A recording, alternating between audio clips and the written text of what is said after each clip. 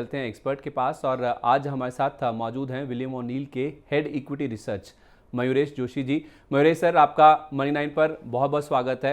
बहुत धन्यवाद अपना समय देने के लिए। Very good evening Sandeep ji, pleasure to be on your show. Sir, आज फोकस हमारा मेटल्स एंड माइनिंग सेक्टर के ऊपर ही है और उस सेक्टर की अगर हम बात करें तो ये जो पूरा सेक्टर है ये 3 हिस्सों में बटा हुआ है, जिसमें फेरस है, नॉन फेरस है यानी मेटल्स और माइनिंग कंपनियां शामिल हैं। मैं शुरुआत फेरस यानी स्टील कंपनियों के साथ कर रहा हूं। इनके नतीजे हम देखें तो अनुमान से बेहतर रहे हैं। भले ही एक्सपोर्ट ड्यूटी लगने से स्टील कीमतें तेजी से गिरी हैं, पर कंपनियों की जो औसत रियलाइजेशन है वो 6 से 12% बढ़े हैं अगर हम तिमाही दर तिमाही आधार पर देखें। आपने कैसे रीड किया ऐसे नतीजों को जहां तक फेरस कंपनियों का बात है? तो संदीप जी, फेरस यानी टिपिकली आप स्टील कंपनियों की बात करते हैं और स्टील कंपनियों ने जो कोविड काल में प्रदर्शन दिखाया है वो लाजवाब था। काफी कंपनीज ने, वो टाटा स्टील हो, जिंदल स्टील हो, जेएसडब्ल्यू स्टील हो, इन्होंने अपनी डेट लेवल्स अच्छी खासी कम कर दी है और डेट इक्विटी रेशियोज बहुत मैनेजेबल हो चुके हैं। In fact some of the companies might actually be debt free अगले 1 से 2 वर्ष के काल में। अब जहां तक नतीजों का सवाल रहा, आई थिंक जो एक्सपेक्टेशन मार्केट बांध के चल रहा था, both in terms of realisation, HRC यानी जो हॉट रोल्ड कॉइल्स होते हैं, या CRC which is cold rolled coils, long steel and flat steel, जिसके जो कंपोनेंट्स होते हैं जो ऑटोमोबाइल्स और इंडस्ट्रियल्स के लिए यूज होते हैं, यहाँ पे जो एक्सपेक्टेशन थी और जो अर्निंग्स डिलीवरी ये कंपनीज ने दी है ये बेहतर थी। बट दूसरा, I think outlook is something that needs to be looked out for, क्योंकि अल्टीमेटली जो डिमांड सप्लाई डायनेमिक्स रहते हैं फेरस कंपनियों के लिए, which is steel companies in general, ये चाइना फैक्टर के ऊपर बहुत डिपेंडेंट रहते हैं। और चाइना में जैसे हम दिक्कतें देख रहे हैं, both in terms of the real estate market, the run to the banks, जो हम देख रहे हैं, जो दृश्य काफी विजुअल्स हमें जितने भी आए थे, आई थिंक एक बहुत एनकरेजिंग सिनेरियो नहीं है। जैसे आपने अपने ओपनिंग रिमार्क्स में कहा था, इन terms of the stimulus package for China being released, I think बहुत बड़ा पैकेज लगेगा, क्योंकि रियल एस्टेट मार्केट चाइना में $60 ट्रिलियन का है, which is almost 3 times the size जब सब प्राइम प्राइसेस हुआ था 2008 में।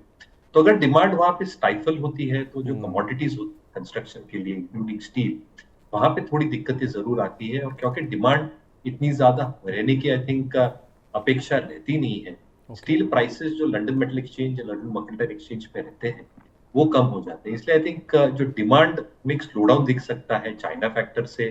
यूरोप में जो हमें ट्रेंड्स दिख रहे हैं with increased input cost, gas और इलेक्ट्रिसिटी की जो कीमतें हैं, उसकी वजह से थोड़ी दिक्कत आ सकती है in terms of EBITDA margins and demand in general as well. और ये इंटरनेशनल ट्रेड के लिए और रियलाइजेशंस के लिए स्टील कंपनियों के लिए थोड़ा दिक्कत भरा रह सकता है अगले कुछ तिमाहियों तक। Domestic demand relatively stronger placed है, क्योंकि जो कैपिटल प्रोजेक्ट्स और स्पेंडिंग हो रही है उसकी वजह से steel companies can still be better off compare to the rest of the globe. But क्योंकि रियलाइजेशंस हम इंटरनेशनल प्राइसेस की तुलना में करते हैं और इनपुट कॉस्ट बढ़ने के कारण थोड़ी मार्जिन्स पे प्रेशर, ये तो थोड़ी I think pressure points steel कंपनियों के बरकरार रह सकते हैं इरिस्पेक्टिव ऑफ Q1 जो अनुमान से बेहतर। ठीक है, पहली तिमाही अच्छी रही है, लेकिन जिस तरह का सिनेरियो है ग्लोबल डिमांड थोड़ी कम हो सकती है। भले ही घरेलू डिमांड काफ़ी मजबूत है तो उससे इन कंपनियों को फ़ायदा मिलेगा, लेकिन ओवरऑल देखा जाए जिस तरह से लागत बढ़ रही है, इनपुट कॉस्ट बढ़ रही है, उससे हमें मयूरेश सर बता रहे हैं कि आने वाले तिमाही में इनके जो मार्जिन है उसके ऊपर प्रेशर देखने को मिल सकता है। आपने कहा LME पर स्टील की कीमतें नीचे आई हैं, उसके साथ साथ LME पर मेटल कीमतों में गिरावट, वॉल्यूम में कमी और लागत बढ़ने का हिंडाल्को, हिंदुस्तान जिंक और वेदांता जैसी जो नॉन फेरस कंपनियां हैं उनके ऊपर असर हमने साफ तौर पे देखा है। यही कारण था कि इनके नतीजे मिले जुले रहे हैं। नॉन फेरस कंपनियों के नतीजों पर आपकी क्या राय है सर?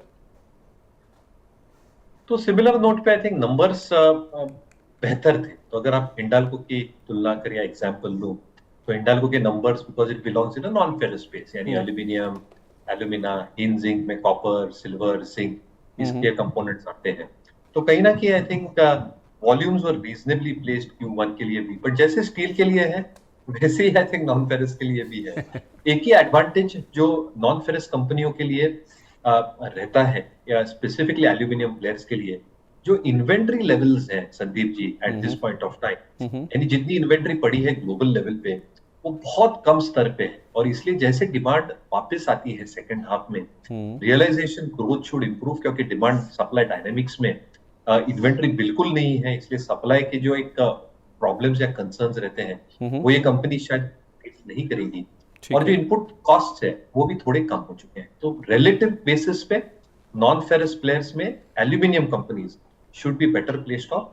और इसमें एडिशनल तड़का ये भी है कि इलेक्ट्रिक व्हीकल्स में जो यूसेज होगा एल्यूमिनियम का, हाँ, ये शायद बरकरार रखेगा डिमांड को अगले कुछ दिन।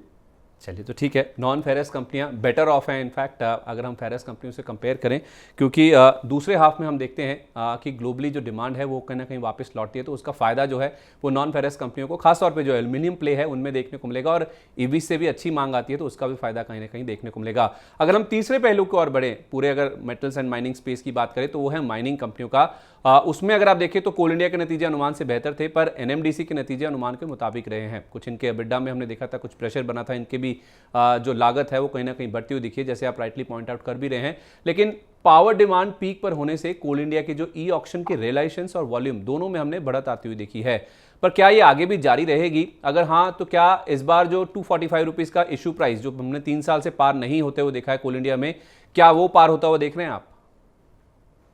तो एक क्लियर डिस्क्लेमर देता हूं संदीप जी कि ये स्टॉक हमने हमारे क्लाइंट्स को हमारे रिसर्च रिपोर्ट थ्रू बताया है, तो एक बायस्ड व्यू रह सकता है in terms of coal India. ठीक बट है। नतीजे आई थिंक काफी शानदार थे, जैसे आपने राइटफुली कहा। आई थिंक जो ई ऑप्शन रियलाइजेशंस हैं इसमें एक जबरदस्त इजाफा देखने मिला है, and that has resulted in better EBITDA per ton consolidated basis पे। दूसरा आई थिंक जो हम रिन्यूएबल्स की बात करते हैं, yes it's some time away, और इसके लिए आई थिंक जो थर्मल प्लांट्स है जो कोल इंडिया माइन करती है कोल को, आई थिंक वो थोड़ा बरकरार रहेगा अगले कुछ सालों तक। जो टारगेट्स कोल इंडिया लेके चल रही है in terms of production and sales of 700 metric tons, और जो एवरेज रियलाइजेशन ग्रोथ है जो पावर सेक्टर के लिए लगेगा, नॉन पावर एज वेल, मुझे लगता है realisation per tonne as well as EBITDA per tonne should show an increase trajectory over the next few quarters. Dividend yield काफी अच्छी है, और मेरे हिसाब से आई थिंक जो ऑपरेटिंग लेवरेज होता है ये शायद प्ले आउट हो। तो मुझे लगता है I think coal India better placed है। जहां तक इशू प्राइस का सवाल रहा, we are very very hopeful कि आई थिंक वो क्रॉस हो, क्योंकि अगर ये मोमेंटम बरकरार रहता है मुझे लगता है I think even that issue price can get crossed. But as a disclaimer, जैसे मैंने कहा, we have a research report with a positive bias on the stock. ठीक है, तो कोल इंडिया के नंबर्स काफ़ी अच्छे रहे थे, आने वाली तिमाहियां भी शायद अच्छी हो सकती हैं, और 245 रुपीज़ का जो इशू प्राइस है कोल इंडिया का, जो 3 साल से पार नहीं हुआ है, जिस तरह के नंबर्स आए थे पहली तिमाही के, और ये मोमेंटम अगर जारी रहता है तो आसानी से ये जो लेवल है वो कहीं ना कहीं पार होता हुआ दिखेगा। अब अगर हम आउटलुक के ऊपर आएँ, जैसे आप भी बात कर रहे थे कि दूसरी तिमाही में भी जो कीमतों में जो कमी है, खासतौर पे स्टील कंपनियां, वो कहीं ना कहीं जारी रहने का अनुमान है, जिस वजह से जो मार्जिन्स है उसके ऊपर कहीं ना कहीं प्रेशर देखने को मिल सकता है। स्टील कंपनियों के नतीजों में हम कब से सुधार की उम्मीद कर सकते हैं, खासतौर पे अगर हम मार्जिन की बात करें तो कोकिंग कोल की कीमतें, आयरन ओर की कीमतें एलिवेटेड तो है ही, बट काफी वॉलेटाइल रही। और इसलिए जो मैं ऑपरेटिंग लेवरेज की बात कर रहा था वो बहुत सिंपल इक्वेशन है कि volumes into realisation less input cost equal to EBIT expansion. तो कहीं ना कहीं I think input cost volatile है, वॉल्यूम शायद कम हो रहे हैं because of slowing demand supply dynamics, और एलएमई की कीमतें कम हो रही है। इसलिए आई थिंक जो ऑपरेटिंग लेवरेज की हम बात करते हैं वो पूरी तरह से प्ले आउट नहीं हो रहा है। तो? दूसरे तिमाही में जैसे इनपुट कॉस्ट कम होती जा रही है, जो नई इन्वेंट्री बिल्टअप करेंगी फेरस कंपनियां हो यानी स्टील कंपनियां या नॉन फेरस कंपनीज, इसमें आई थिंक Q3 ऑनवर्ड्स एक अच्छा खासा हमें बेनिफिट देखने मिलेगा, at least on the input cost front. अभी डिमांड कब वापस आएगा ये बहुत बड़ा क्वेश्चन मार्क है संदीप जी। तो अगर चाइना का फैक्टर, जैसे मैं कह रहा था, इसके प्रॉब्लम्स लिंगर थ्रू होते रहते हैं और 1-2 तिमाहियों तक, तो मुझे लगता है कि पेन शायद एक कंपनीज के बैलेंस शीट पे कंसिडरिंग दिस पर्सपेक्टिव शायद 2 से 3 तिमाहियों तक बना रहे।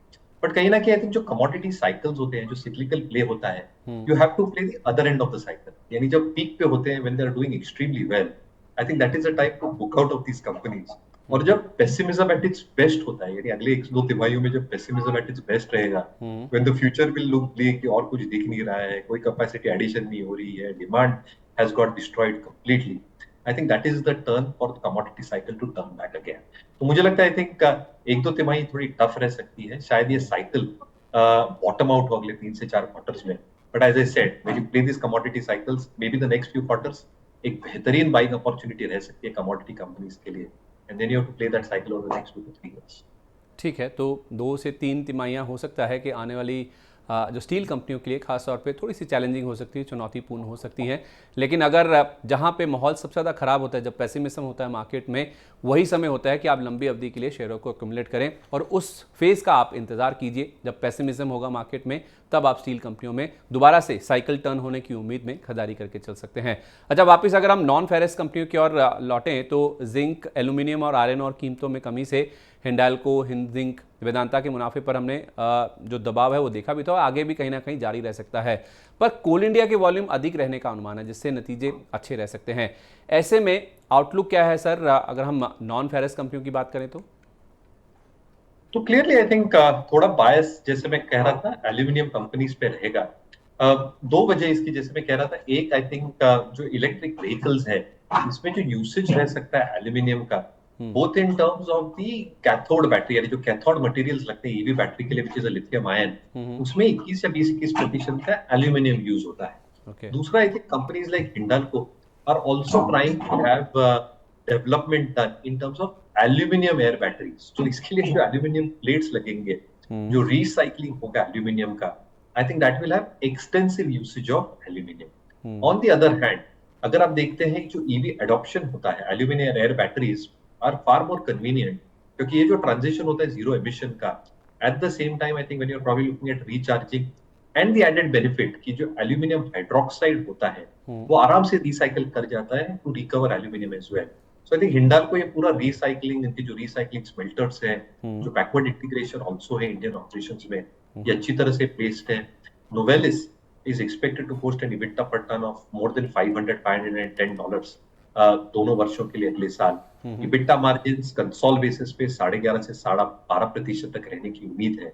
और इसलिए जो नीश सेगमेंट है एल्यूमिनियम का, with better accessibility to alumina which is the raw material required and accessibility to coal as well as iron ore, to a certain extent ये मिटिगेट कर देंगे मार्जिन प्रेशर्स को। तो मुझे लगता है आई थिंक अगर पिक एंड चूज करना हो तो हिंडाल्को जैसे प्लेयर्स पे जरूर ध्यान रखें नॉन फेरस स्पेस में, क्योंकि इसके जो डाइवर्सिफाइड एंड यूज एप्लीकेशंस हैं ये बेटर प्लेस लगते हैं।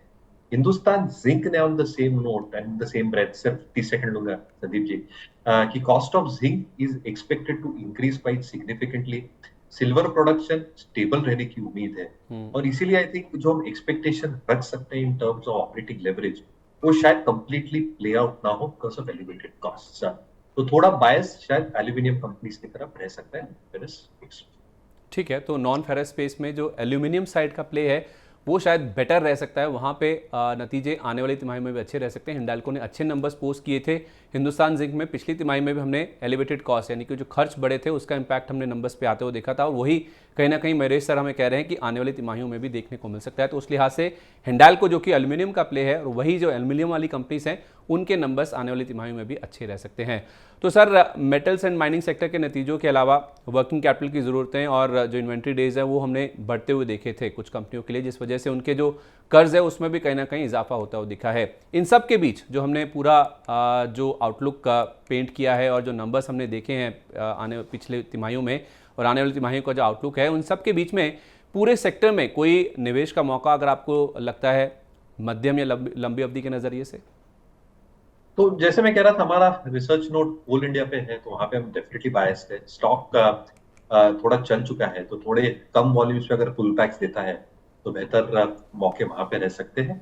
और नॉन फेरस स्पेस में अगर थोड़ी प्राइस स्ट्रेंथ हिंडाल्को जैसे काउंटर में आए, एल्यूमिनियम एंड यूसेज जैसे मैं सारे फैक्टर्स कह रहा था, ये शायद बेटर प्लेस लगता है। तो हमें लगता है आई थिंक स्पेसेस में थोड़ा सिलेक्टिव रहना चाहिए eight this point of time, but अगर स्टॉक सिलेक्टिव अप्रोच हो तो थोड़ा बेहतर रणनीति हो सकती है। ठीक है सर, कोल इंडिया तो आपने नॉन फेरस स्पेस से बता दिया, माइनिंग स्पेस से माफ़ कीजिए, और हिंडाल्को हो गया नॉन फेरस स्पेस से। कोई फेरस स्पेस से भी आपकी चॉइस है, यानी कि स्टील कंपनियां भी आपको पसंद हो, और अगर आप इनके टारगेट प्राइस भी बता सकें विद टाइम फ्रेम? नहीं, थोड़ा स्टील से हम परे रहेंगे, क्योंकि जैसे मैंने कहा आई थिंक काफी फैक्टर्स हैं जो एडवर्सली प्ले आउट हो सकते हैं एंड ग्लोबल फैक्टर्स को ट्रैक करना डिफिकल्ट तो है ही, बट भापना कि कैसे कंडीशंस चेंज होंगे ग्लोबली ये नेक्स्ट टू इम्पॉसिबल है। तो I think we are not in the forecasting या प्रेडिक्शन मोड, और हमें लगता है numbers will do the talking, और शायद स्टील कंपनीज के नंबर्स स्टिकी रहने की उम्मीद है, इसलिए थोड़ा वेट एंड वॉच है फेरस कंपनीज। चलिए, तो क्लियर है कि स्टील कंपनियां, जैसे हमें मयूरेश सर बता रहे हैं कि चैलेंजिंग रह सकते हैं इनके लिए आने वाली 2 से 3 क्वार्टर्स का समय है, इसलिए स्टील कंपनी से दूर रहने की सलाह है। तो माइनिंग स्पेस से कोल इंडिया इनको पसंद है, यहाँ पे खरीदारी करने की राय दे रहे हैं। और जहाँ तक नॉन फेरस कंपनियों की बात है तो हिंडाल्को एक जैसे एल्यूमिनियम का प्लेयर वो कह भी देते हैं अच्छा रह सकता है, हिंडाल्को में खरीदारी करने की राय दी जा रही है।